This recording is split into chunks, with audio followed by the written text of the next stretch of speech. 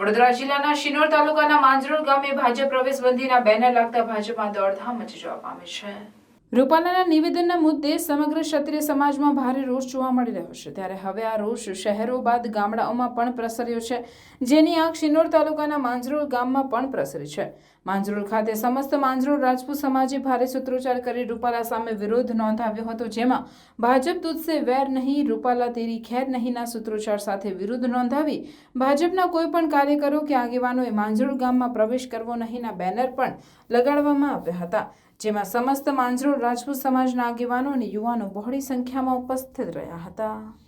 આજ રોજ માંજરોળ ગામના સમસ્ત રાજપૂત ક્ષત્રિય સમાજ અમે એવી ઘોષણા કરીએ છીએ કે આજ હાલમાં જે રૂપાલા સાહેબે અમારી બેન દીકરીઓ વિશે જે અસહ્ય ટિપ્પણી કરી છે તે કોઈ કાર્ય સહન કરવામાં નહીં આવે, જેના લીધે અમે એમનો બહિષ્કાર કરીએ છીએ।